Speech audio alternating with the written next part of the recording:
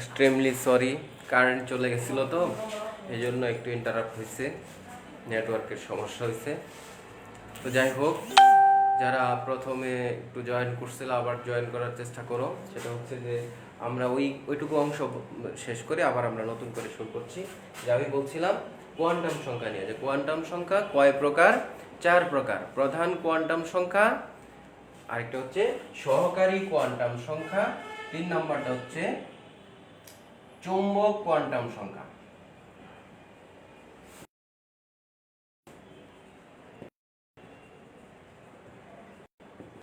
চার নম্বরটা হচ্ছে ঘূর্ণন কোয়ান্টাম সংখ্যা বা স্পিন কোয়ান্টাম নাম্বার।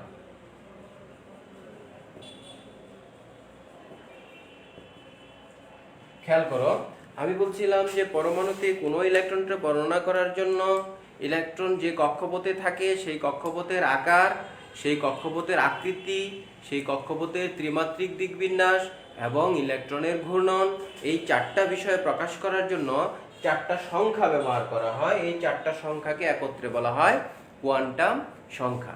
কোয়ান্টাম সংখ্যা 4 প্রকার। আমরা বলছি প্রথম কোয়ান্টাম সংখ্যাটার নাম হচ্ছে প্রধান কোয়ান্টাম সংখ্যা, দ্বিতীয় কোয়ান্টাম সংখ্যাটার নাম হচ্ছে সহকারী কোয়ান্টাম সংখ্যা, তৃতীয় কোয়ান্টাম সংখ্যাটার নাম হচ্ছে চৌম্বক কোয়ান্টাম সংখ্যা এবং চতুর্থ কোয়ান্টাম সংখ্যাটার নাম হচ্ছে ঘূর্ণন কোয়ান্টাম সংখ্যা। এই 4 প্রকার কোয়ান্টাম সংখ্যা। যদি লেখাগুলো দেখা যায় তাহলে তোমরা এগুলো স্ক্রিনশট নিয়ে রাখো। এই 4টা কোয়ান্টাম সংখ্যার বর্ণনা যদি আমরা ভালো করে শিখতে পারি তাহলে আমরা ইলেকট্রন বিন্যাস ভালো করে করতে পারবো। তোমরা এগুলো একটু স্ক্রিনশট নিয়ে নাও, যে যাতে তোমাদের পরবর্তীতে দেখতে সহজ হয়। হ্যাঁ, এই কোয়ান্টাম সংখ্যাগুলো যদি তুমি ভালো না বুঝো তাহলে কখনোই ইলেকট্রন বিন্যাস ভালো বোঝা যাবে না। আমি একটু আবার বলতেছি, যেহেতু ক্লাসটা ইন্টারাপ্ট হয়েছে কারেন্ট চলে যাওয়ার জন্য। খেয়াল করো যে পরমাণুতে কোনো ইলেকট্রনকে বর্ণনা করার জন্য ইলেকট্রন যে কক্ষপথে থাকে সেই কক্ষপথের আকার, সেই কক্ষপথের আকৃতি এবং সেই কক্ষপথের ত্রিমাত্রিক দিকবিন্যাস ও ইলেকট্রনের ঘূর্ণন, এই 4টা বিষয় প্রকাশ করার জন্য 4টা সংখ্যা ব্যবহার করা হয়। এই 4টা সংখ্যাকে একত্রে বলা হয় কোয়ান্টাম সংখ্যা। এটা হলো কোয়ান্টাম সংখ্যার সংজ্ঞা বা কোয়ান্টাম নাম্বার। তাহলে আমরা বলতেছিলাম কোয়ান্টাম সংখ্যা কয় প্রকার? 4 প্রকার। প্রধান কোয়ান্টাম সংখ্যা, সহকারী কোয়ান্টাম সংখ্যা, চৌম্বক কোয়ান্টাম সংখ্যা আর হচ্ছে ঘূর্ণন কোয়ান্টাম সংখ্যা। এই 4 প্রকার কোয়ান্টাম সংখ্যা। এখন আমরা একটা একটা করে এগুলার বিস্তারিত বলবো। তাহলে প্রথমেই আমরা যাব প্রধান কোয়ান্টাম সংখ্যা কাকে বলে। প্রধান কোয়ান্টাম সংখ্যাটা হচ্ছে, এক নম্বরে আমরা কি বলছিলাম, যে প্রধান কোয়ান্টাম সংখ্যা বা প্রিন্সিপাল কোয়ান্টাম নাম্বার।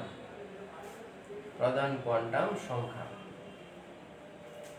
এই প্রধান কোয়ান্টাম সংখ্যাটা হচ্ছে যে আমরা জানি নিলস বোরের পরমাণু মডেল অনুযায়ী কি পড়ছিলাম আমরা, যে পরমাণুতে একটা নিউক্লিয়াস থাকে, নিউক্লিয়াসের চারপাশে বিভিন্ন কক্ষপথ থাকে।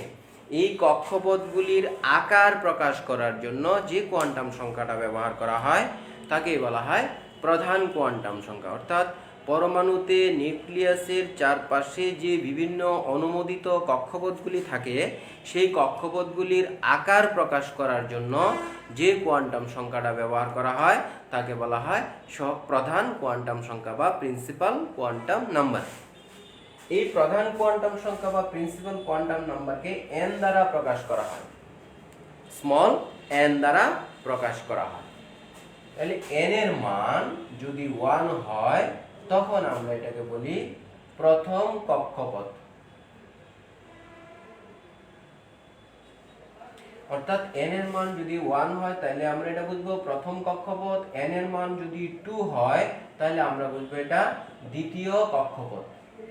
এখানে একটা জিনিস বলে রাখি, তোমরা নিশ্চয়ই টপিকসটা প্রথমে দেখছো যে আমরা এখানে 3টা জিনিস শিখতে যাচ্ছি। একটা হচ্ছে কোয়ান্টাম সংখ্যা, আরেকটা হচ্ছে অরবিট এবং অরবিটাল, এই 3টা জিনিস। তো এখানে আমরা অরবিটের সংজ্ঞাটা দিতে পারি কিরকম, খেয়াল করো, যে পরমাণুতে নিউক্লিয়াসের চারপাশে যে কক্ষপথগুলি থাকে সেই কক্ষপথগুলির আকার প্রকাশ করার জন্য কি প্রকাশ করার জন্য আকার বা সাইজ, আকার বা সাইজ প্রকাশ করার জন্য যে কোয়ান্টাম সংখ্যাটা ব্যবহার করা হয় এটাকে আমরা বলতেছি প্রধান কোয়ান্টাম সংখ্যা।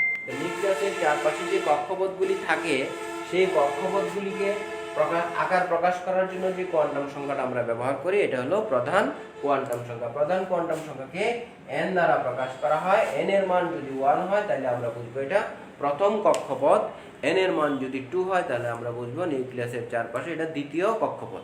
এই যে নিউক্লিয়াসের চারপাশে যে কক্ষপথগুলির কথা বললাম, এই কক্ষপথগুলিকে বলা হয় অরবিট। কক্ষপথগুলিকে বলা হয় অরবিট। কক্ষপথগুলির নাম হচ্ছে অরবিট। তোমরা ছোট ক্লাসে দেখছো এগুলাকে কে, এল, এম এরকম সাংকেতিক চিহ্ন দ্বারা প্রকাশ করা হয়েছে।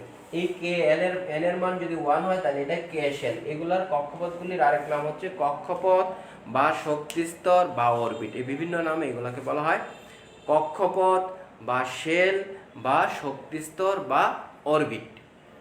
সুন্দর নামটা হচ্ছে অরবিট। তাহলে আমরা অরবিটের সংজ্ঞাটাও এখানে শিখলাম। খেয়াল করো, আমরা আবার প্রধান কোয়ান্টাম সংখ্যাতে যাই। যে নিউক্লিয়াসের চারপাশে যে পরমাণু, নিউক্লিয়াসের চারপাশে যে বিভিন্ন কক্ষপথগুলি থাকে, সেই কক্ষপথগুলির আকার প্রকাশ করার জন্য যে কোয়ান্টাম সংখ্যাটা ব্যবহার করা হয় তাকেই বলা হয় প্রধান কোয়ান্টাম সংখ্যা। এটাকে n দ্বারা প্রকাশ করা হয়। n এর মান যদি 1 হয় তাহলে আমরা বুঝবো এটা প্রথম কক্ষপথ বা প্রথম শেল বা প্রথম শক্তিস্তর বা প্রথম অরবিট। ঠিক আছে? n এর মান যদি 2 হয় তাহলে আমরা বুঝবো এটা দ্বিতীয় কক্ষপথ বা দ্বিতীয় শক্তিস্তর বা দ্বিতীয় শেল বা দ্বিতীয় অরবিট। ওকে, এই হচ্ছে আমাদের প্রধান কোয়ান্টাম সংখ্যা সম্পর্কে এটুকু জানলেই চলবে। এখন আমরা চলে যাই সহকারী কোয়ান্টাম সংখ্যা বা সাবসিডিয়ারি কোয়ান্টাম নাম্বার। দেখো 2 নম্বরে আমরা কি বলছিলাম? সহকারী কোয়ান্টাম সংখ্যা। সহকারী কোয়ান্টাম সংখ্যা বা সাবসিডিয়ারি কোয়ান্টাম নাম্বার। এখন এটা হলো খুবই গুরুত্বপূর্ণ, এইটার উপরেই সবকিছু ডিপেন্ড করবে আমাদের। সহকারী কোয়ান্টাম সংখ্যাটা যে ভালো করে বুঝবা সে সহজেই যে কোনো মৌলের ইলেকট্রন বিন্যাস করতে পারবে। তাহলে আমরা সহকারী কোয়ান্টাম সংখ্যাটা কাকে বলি? দেখো, নিলস বোর বলতেছে যে পরমাণুতে একটা নিউক্লিয়াস থাকে, নিউক্লিয়াসের চারপাশে বিভিন্ন কক্ষপথ থাকে। এটা কার কথা? নিলস বোরের কথা। এবং কক্ষপথগুলির আকার প্রকাশ করছে আমরা প্রধান কোয়ান্টাম সংখ্যা দিয়ে। এখন সে বলতেছে এই কক্ষপথগুলির ভিতরে আরো কতগুলি উপকক্ষপথ থাকে বা সাব সেল থাকে। এই সাব সেলগুলোকে বলা হয় অরবিটাল। আমরা অরবিটালের সংজ্ঞাটাও এখান থেকে শিখে ফেলবো। কিরকম? যে পরমাণুতে যে নিউক্লিয়াস থাকে সেই নিউক্লিয়াসের চারপাশে যে কক্ষপথগুলো থাকে সেই কক্ষপথগুলির ভিতরে আরো কতগুলি উপকক্ষপথ থাকে। সেই উপকক্ষপথগুলির আকৃতি প্রকাশ করার জন্য, আগে কি বলছিলাম? আকার, এখন হচ্ছে কি আকৃতি, শেপ। উপকক্ষপথগুলির শেপ প্রকাশ করার জন্য বা আকৃতি প্রকাশ করার জন্য যে কোয়ান্টাম সংখ্যাটা ব্যবহার করা হয় এটাকে বলা হয় সহকারী কোয়ান্টাম সংখ্যা বা সাবসিডিয়ারি কোয়ান্টাম নাম্বার। আমার কথা বুঝতেছো কি না? না বুঝলে একটু যে বিষয় যে জায়গাটা বুঝবে না এটা একটু কমেন্ট করবা আমাকে, আমি পরে উত্তর দিব। আর আমার নাম্বার তোমাদেরকে দেওয়া আছে, যদি কোনো কেউ জটিলতায় পড়ো তাহলে আমার ক্লাসটা আগে মনোযোগ দিয়ে দেখবা, দেখার পরে যে জায়গায় তোমার সমস্যা হবে প্রয়োজন আমাকে ফোন করো অথবা কমেন্ট বক্সে লিখবা, আমি তোমাকে আনসার দিব। ওকে, এটা সবসময় মনে রাখবা। আমি আবার বলতেছি সহকারী কোয়ান্টাম সংখ্যাটার কথা। যে নিউক্লিয়াসের চারপাশে যে কক্ষপথগুলি থাকে সেই কক্ষপথগুলির ভিতরে কতগুলি উপকক্ষপথ থাকে। এই উপকক্ষপথগুলির আকৃতি বা শেপ প্রকাশ করার জন্য যে কোয়ান্টাম সংখ্যা ব্যবহার করা হয় তাকে বলা হয় সহকারী বা সাবসিডিয়ারি কোয়ান্টাম নাম্বার। এখন এই সহকারী বা সাবসিডিয়ারি কোয়ান্টাম সংখ্যাটাকে স্মল এল দ্বারা প্রকাশ করা হয়। মনে রাখবা, কি এল দ্বারা? স্মল এল দ্বারা প্রকাশ করা হয়। প্রধান কোয়ান্টাম সংখ্যাটাকে আমরা বলছিলাম n দ্বারা প্রকাশ করা হয়। এখন সহকারী কোয়ান্টাম সংখ্যাটাকে কি দিয়ে প্রকাশ করা হয়? l দ্বারা প্রকাশ করা হয়। ছোট হাতের l, স্মল l দ্বারা প্রকাশ করা হয়। আমার কথাগুলো লেখাগুলো দেখা যাচ্ছে কিনা একটু জানাও, ভালো মানে ক্লিয়ার দেখা যাচ্ছে কিনা। ওকে, তাহলে আমরা দেখলাম যে সহকারী কোয়ান্টাম সংখ্যা কে আমরা স্মল l দ্বারা প্রকাশ করা হয়। তাহলে এখন এই সহকারী কোয়ান্টাম সংখ্যা নিয়ে আমাদের কিছু কাজ আছে। আমি বলছিলাম অরবিটালের কথাটা এখানে ক্লিয়ার করো, যে কক্ষপথগুলির ভিতরে যে কতগুলি উপকক্ষপথ থাকে সেই উপকক্ষপথগুলোকে বলা হয় অরবিটাল। এখন এই সহকারী কোয়ান্টাম সংখ্যা l দ্বারা প্রকাশ করা হয়। l এর মানটা আসে শূন্য থেকে n-1 পর্যন্ত, l এর মানটা আসে শূন্য থেকে n-1 পর্যন্ত। এখন এই বিষয়টা কি একটু বোঝার চেষ্টা করো। এই সহকারী কোয়ান্টাম সংখ্যার কাজটা কি? সহকারী কোয়ান্টাম সংখ্যার সাহায্যে আমরা কোন কক্ষপথে কয়টা উপকক্ষপথ আছে সেগুলো আমরা বের করতে পারবো। আমি আবার বলতেছি কথাটা, সহকারী কোয়ান্টাম সংখ্যার কাজটা হচ্ছে সহকারী কোয়ান্টাম সংখ্যার সাহায্যে আমরা হিসাব করে কোন কক্ষপথে কয়টা উপকক্ষপথ আছে সেটা আমরা বের করতে পারবো।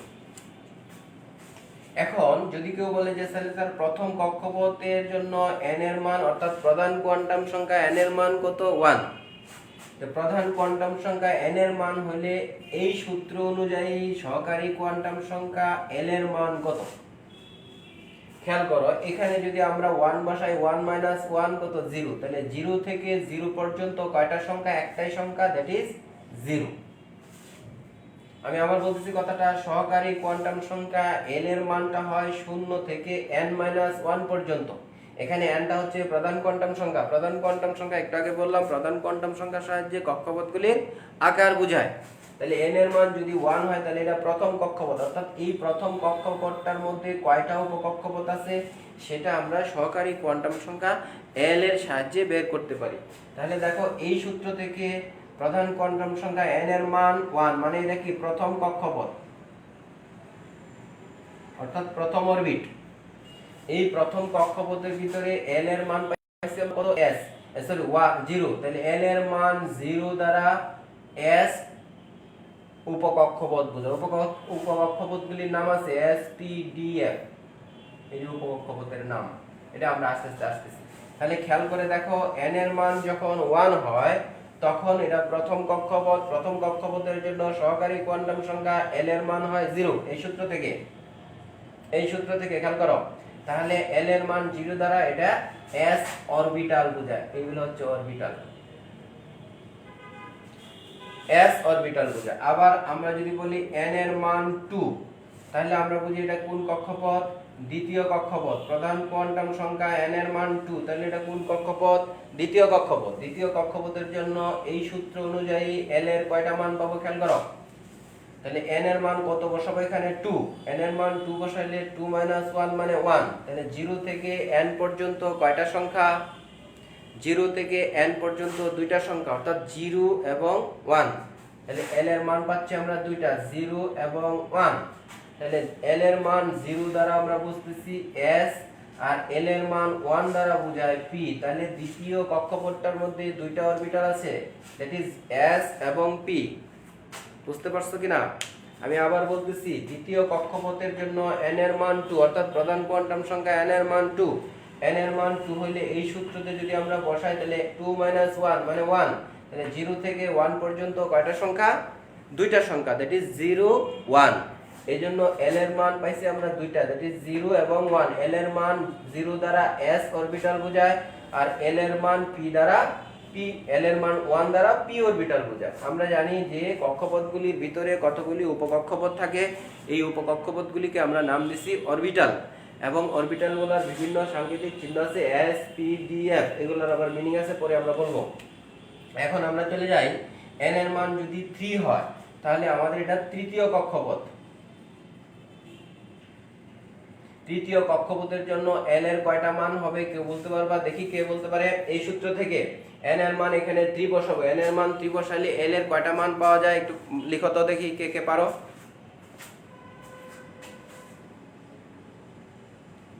আমাকে লিখো, n এর মান 3 দ্বারা l এর কয়টা মান পাবো আমরা? ওই উপরের সূত্রে বসাইলে n এর মান 3 বসাবো, 3 বসাইলে 3 - 1 মানে 2, তাহলে 0 থেকে 2 পর্যন্ত কয়টা সংখ্যা আমাকে বলো? তিনটা। একজন বলছে তানিয়া, 0, 1, 2, ভেরি গুড। তিনটা মান পাবো আমরা, ভেরি গুড। এই তো, তাহলে বোঝা গেল তোমরা একটু বুঝতে পারতেছো। তাহলে l এর তিনটা মান পাবো, 0, 1, 2। দেখো, n এর মান যদি আমরা এটা 3 বসাই তাহলে 2 - 1 মানে কত? 3 - 1 মানে 2, তাহলে 0 থেকে 2 পর্যন্ত কয়টা সংখ্যা? তিনটা সংখ্যা, 0, 1, 2। তাহলে আমরা এখানে পাবো তিনটা অরবিটাল, কি কি? s, p আর হচ্ছে d। অর্থাৎ এল এর মান 0 দ্বারা s অরবিটাল বোঝায়, এল এর মান 1 দ্বারা p অরবিটাল বোঝায়, এল এর মান 2 দ্বারা d অরবিটাল বোঝায়। ক্লিয়ার? এইভাবে আমরা বিভিন্ন n এর মান 4 হলে চতুর্থ কক্ষপথ, এই চতুর্থ কক্ষপথে কয়টা অরবিটাল আছে এখন আমরা বলতে পারবো। চতুর্থ কক্ষপথের জন্য n এর মান 4, n এর মান 4 হলে এই সূত্র থেকে n এর কয়টা মান পাওয়া যাবে বলো তো? n এর কয়টা মান পাওয়া যাবে লিখো। চতুর্থ কক্ষপথের জন্য l এর মানগুলা লিখো। চতুর্থ কক্ষপথের জন্য l এর কয়টা মান পাবো? আমরা n এর পরিবর্তে 4 বসাবো। কেউ জানাও দেখি। চতুর্থ কক্ষপথের জন্য ভেরি গুড, একজন লিখছে নুসরাত। 0 1 2 3 চারটা মান পাবো। গুড, 0 1 2 3। তাহলে এল এর মান পাইছি আমরা চারটা চতুর্থ কক্ষপথের জন্য। তাহলে এখানে আমাদের চারটা অরবিটাল হবে এস পি ডি এফ। খেয়াল করো, তাহলে এন এর মান 4 বসাইলে আমরা কয়টা অরবিটাল পাচ্ছি? চারটা অরবিটাল পাচ্ছি। 0 1, এল এর মান 0 1 2 3, 0 1 2 3। শাকিল,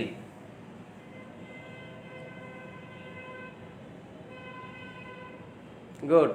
রিফাত, হ্যাঁ ঠিক আছে তোমাদের আনসার। তাহলে এল এর মান তিনটা, 0 1 2 3 তিনটা পাইলাম আমরা, ঠিক আছে?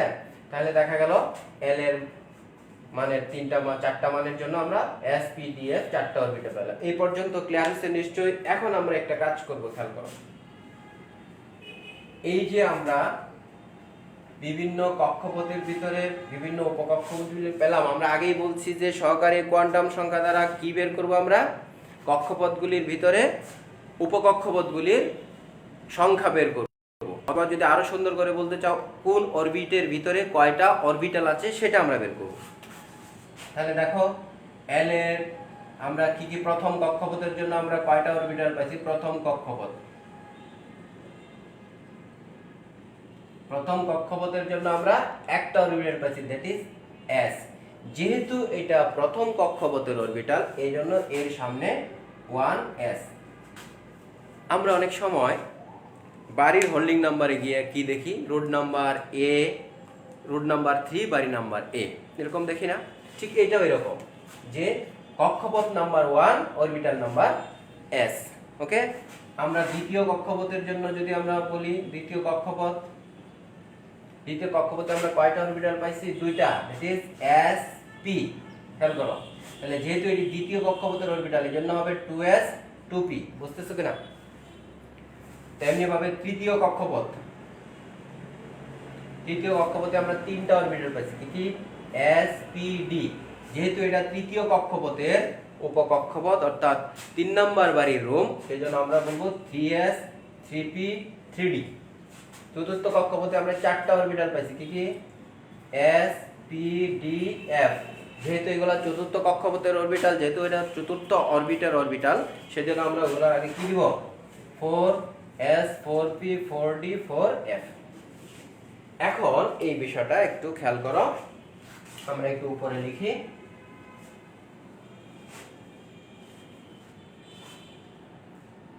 আমরা পেলাম 1s 2s 2p 3s 3p, তারপর 3d, তারপর 4s 4p 4d 4f। ওকে, প্রথম কক্ষপথের অরবিটাল, দ্বিতীয় কক্ষপথের অরবিটাল, তৃতীয় কক্ষপথের অরবিটাল, চতুর্থ কক্ষপথের অরবিটাল। এখান থেকেও তোমাকে ক্লাস টেস্ট, কুইজ টেস্টে প্রশ্ন করা হবে। খেয়াল রাখবা, জায়গাগুলো মার্ক করে রাখবা। ওকে, এখন এই যে আমরা এস পি ডি এফ, এই যে অরবিটালগুলো পেলাম, এই অরবিটালগুলোর ভিতরেই থাকে হলো ইলেকট্রন। আমরা মূলত ইলেকট্রনকে বর্ণনা করার জন্য বা ইলেকট্রনের বিন্যাস করার জন্য আমরা এই কাজগুলো করতেছি। হ্যাঁ, এখন আমাদের জানতে হবে এই যে এসপিডিএফ উপকক্ষপথগুলি বা উপস্তরগুলি আমরা পেলাম বা অরবিটালগুলো পেলাম, এইগুলোর মধ্যে কোনটাতে কয়টা করে ইলেকট্রন ধারণ ক্ষমতা আছে, কোনটাতে কয়টা ইলেকট্রন থাকবে, সেটা আমরা বের করব। এটার সূত্রটা হচ্ছে 2 × 12 + 1। খেয়াল করো, আমরা এখানে একটা বক্স করে আগে লিখে নিই। এল এর মান 0 হলে আমরা বলতেছি এটা এস, এল এর মান 1 হলে এটা আমরা বলতেছি পি, এল এর মান 2 হলে এটা আমরা বলতেছি ডি, এল এর মান 3 হলে আমরা বলতেছি এটা এফ অরবিটাল। এই জিনিসটা মাথায় রাখতে হবে। খেয়াল করো, তাহলে এই সূত্র অনুযায়ী আমরা এই এস অরবিটালে সর্বোচ্চ কয়টা ইলেকট্রন থাকতে পারে বা এস অরবিটালের ইলেকট্রনের ধারণ ক্ষমতা কত সেটা আমরা বের করতে পারবো। খেয়াল করো, এই এস এর জন্য আমরা এল এর মান এখানে 0 বসাবো। নিশ্চয়ই এল এর মান 0 হলে এটা এস। আমাকে বলো যে এস অরবিটালের জন্য এই সূত্রের মধ্যে এল এর মান 0 বসাইলে এটা রেজাল্ট কত আসে বলো সবাই, দেখি লিখো।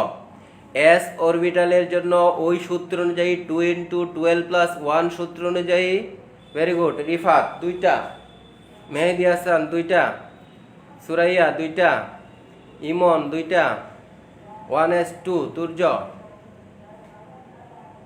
হিদারুল ইসলাম সজীব, ওকে, ভেরি গুড। তাহলে এই সূত্র অনুযায়ী এল এর মান 0 বসালে এখানে 2 আসে, তার মানে এস অরবিটালে সর্বোচ্চ 2টা ইলেকট্রন থাকতে পারবে। উপরে যেটা দিলাম এটা কিন্তু স্কয়ার না, এটা হচ্ছে না সংখ্যা 2। এমনি ভাবে আমাকে বলো যে এই সূত্র অনুযায়ী পি অরবিটালে কয়টা ইলেকট্রন থাকবে। পি এর জন্য এই সূত্রে এল এর মান কত বসাবো, 1 বসাবো। এল এর মান 1 বসাইলে পি তে কয়টা ইলেকট্রন থাকবে, সর্বোচ্চ কয়টা ইলেকট্রন থাকবে আমাকে বলো।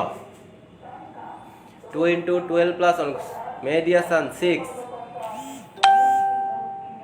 আসিফ ইকবাল হয় নাই, হ্যাঁ আরিফুল ইসলাম হয়েছে 6, গুড। পি এর মান 6, তার মানে এই সূত্র অনুযায়ী এল সমান 1 বসাইলে পি তে আসে সর্বোচ্চ 6টা ইলেকট্রন। এমনি ভাবে ডি এর জন্য এল এর মান কত বসাবো, 2। ডি এর জন্য এই সূত্র অনুযায়ী এল এর মান 2 বসাইলে এটা রেজাল্ট কত আসে বলো। ডি তে কত আসবে দেখি, কে বলতে পারে। ডি এর জন্য ডি তে কয়টা ইলেকট্রন থাকবে, 10টা, মেহেদি হাসান ভেরি গুড। ইমরান 3টা হয় নাই, লিখন। আরিফুল ইসলাম 10টা, রাজীব আহমেদ 18টা, সরি হয়েছে না। ইমন 10টা, গুড। লিখন 10টা। আসিফ ইকবাল হতুহীন হয় নাই। দেখো এখানে যদি আমরা এল এর মান 2 বসাই তাহলে এই সূত্রটা থেকে রেজাল্ট আসে 10। খেয়াল করে দেখো, তাহলে ডি তে সর্বোচ্চ 10টা ইলেকট্রন থাকতে পারবে। সর্বনিম্ন একটা, সর্বোচ্চ 10টা। এস এর মধ্যে সর্বনিম্ন একটা, সর্বোচ্চ 2টা। পি তে সর্বোচ্চ একটা, সর্বনিম্ন একটা, সর্বোচ্চ 6টা। ডি অরবিটালে থাকে সর্বনিম্ন একটা, সর্বোচ্চ 10টা ইলেকট্রন থাকতে পারবে। এমনি ভাবে এই সূত্র অনুযায়ী এল এর মান যখন আমরা 3 বসাবো তখন এটা এফ অরবিটাল। এই সূত্র অনুযায়ী এফ অরবিটালে কয়টা ইলেকট্রন থাকবে বলো। এফ অরবিটালে 2 × 12 + 1 নিয়ম অনুযায়ী এফ অরবিটালে কয়টা ইলেকট্রন থাকবে লিখো, দেখি পারো কিনা। এফ অরবিটালে, এফ অরবিটাল 14টা, লিখন ভেরি গুড। লিখন পড়ছে ওয়ালিদ ফাহিম 14টা, সুরাইয়া 14। ওকে, তাহলে অনেকেই পারছো। তাহলে এফ অরবিটালে হবে কয়টা ইলেকট্রন, 14টা ইলেকট্রন, গুড। এই হচ্ছে আমাদের এস পি ডি এফ অরবিটালে ইলেকট্রনের ধারণ ক্ষমতা। ওকে, তাহলে আমরা এই সিরিয়ালটা মনে রাখবো। আর ইলেকট্রনের ধারণ ক্ষমতা আমরা শিখে গেলাম। এখন আমরা ইলেকট্রন বিন্যাস করতে পারবো। ইলেকট্রন বিন্যাসগুলো আমার সাথে সাথে সিরিয়ালি করার চেষ্টা করো। আমাদের প্রথম মৌলটাকে হাইড্রোজেন, হাইড্রোজেনের ইলেকট্রন কয়টা, একটা। যেহেতু প্রথম পারমাণবিক সংখ্যা তার 1 নিশ্চয়ই জানো, হাইড্রোজেনের মধ্যে ইলেকট্রন কয়টা, একটা। তাহলে হাইড্রোজেনের ইলেকট্রন বিন্যাসটা হবে অরবিটালের সাহায্যে কি, 1s1। হাইড্রোজেনের একটা ইলেকট্রন, এইজন্য 1s1। পরের মৌলটাকে আমাদের হিলিয়াম, কি হবে 1s2, 2টা ইলেকট্রন, ওকে। পরের মৌলটাকে আমাদের লিথিয়াম, পারমাণবিক সংখ্যা 3, কি হবে ইলেকট্রন বিন্যাস 1s3, হয়েছে কি। লিথিয়ামের ইলেকট্রন বিন্যাসটা ঠিক আছে কিনা আমাকে জানাও। লিথিয়ামের ইলেকট্রন বিন্যাসটা ঠিক লিখছি কিনা আমাকে জানাও। ঠিক আছে না ভুল আছে? 1s3 ঠিক আছে? লিথিয়ামের ইলেকট্রন বিন্যাস 1s3 ঠিক আছে? হয় নাই স্যার, ভেরি গুড। ভুল ধরতে পারছো, তাহলে বোঝা গেল তুমি শিখছো। এটার ইলেকট্রন বিন্যাস হয় নাই, যেহেতু লিথিয়ামের মধ্যে 3টা ইলেকট্রন। আমরা জানি s এর সর্বোচ্চ কয়টা দিতে পারবো, একটু আগেই বললাম যে s এর সর্বোচ্চ 2টা, p তে 6টা, d তে 10টা, f এ 14টা, এর বেশি দেওয়া যাবে না।